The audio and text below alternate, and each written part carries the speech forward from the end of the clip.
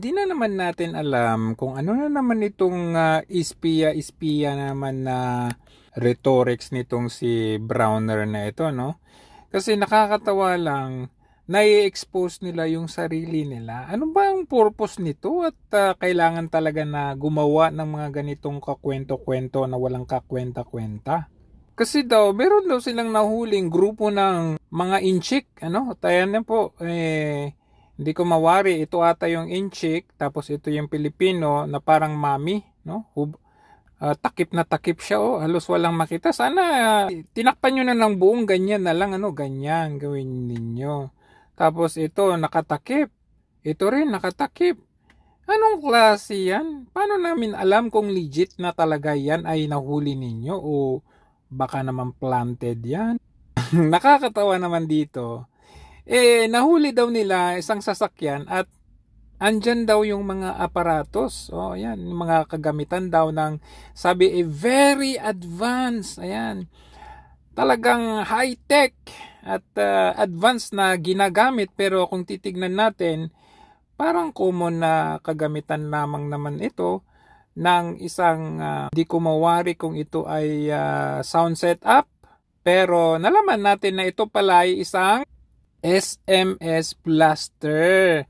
Ayan, huli sila sa kanilang kwento-kwento kasi ito, no, meron pala noong November last year pangyayari na ganito sa Thailand na yung Thai police nahuli nila yung mga kawatan na gumagawa ng SMS blaster. Ito po ang gagawin nila, ginagamit po nila ang SMS blaster na ito para doon sa pang-i-scam nila. Kumbaga phishing, kumbaga kunwari nanalo ka daw ng ganito, ganyan, tapos pag inopen mo yung link na yon ay pala ma-access pala yung credit card mo o yung ATM mo o yung bank account mo.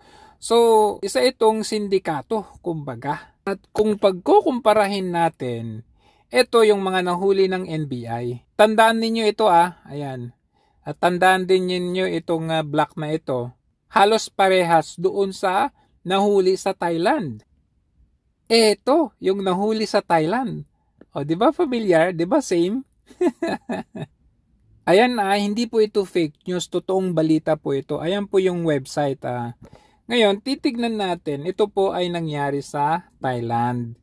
Bale, nahuli ng otoridad ng Thailand at ito po ay ginagawang pang-scam as we have said.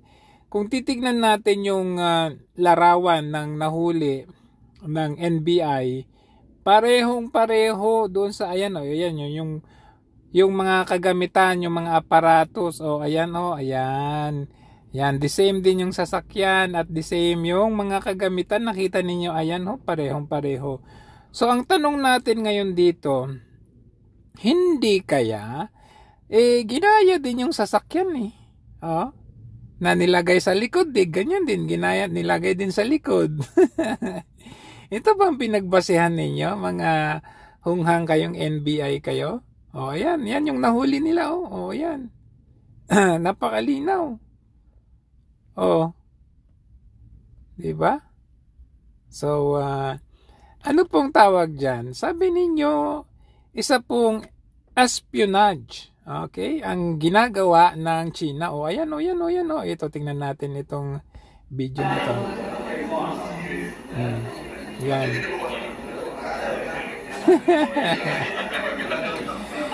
Huli! Bistado! Ang ginagawa ninyong panloloko sa taong bayan. Ito yung black kanina. Ito yung black. Binuksan lang kasi. Pero ito yung black. Diba? Same! Ang galing nyo talaga gumawa ng kwento. Ayan hindi ba yan? Ay, napagpalaga. Sa Thailand to ngayon punta natin yung sa Pilipinas. Kasi pwede pang maniniwala ko ng mga inchik yung nahuli nila na organized crime. Opo, organized crime pwede pa yon. Na nangi-scam sila sa Pilipinas, pwede pa. Pero yung sasabihin ninyo nag-i-spy sila sa Pilipinas, abay, ang layo. Ang layo. Oo, ang layo. Kasi tignan ninyo, pwede pa talaga maniniwala ko na ginagamit nila ito, no? Mang-scam. Mga gang yung mga yan. Anong crimes na gusto nilang magnakaw, maniniwala pa ako. Ganyan ang gagawin nila. SMS blaster, 3 km radio range. So, pupwesto yung mga yan malapit sa mga shopping malls. Okay, yung device capable of sending 100,000 SMS per hour. Imagine, it is believed that almost 1 million messages were sent during short time the device was used. So, anong example niyan? Yung mga phone users, makakatanggap sila ng message like, your 9,268 points are about to expire. Hurry up, redeem now. Syempre ikaw dahil excited ka, na-scam ka because of this. Kita nyo, ang origin niyan, Chinese in origin. Maniniwala ako na sila ay scam, budol, gangs, pwede pa. Pero yung sasabihin ninyo na sila ay spy, nako Diyos mio Marimar, saan ka nakakita ng spy? Spy na pupunta pa ng Pilipinas? Hindi na kailangan pumunta. Gagamit sila ng mga hackers. Uy! Ako naman naniniwala naman ako na nag-i-spy ang China.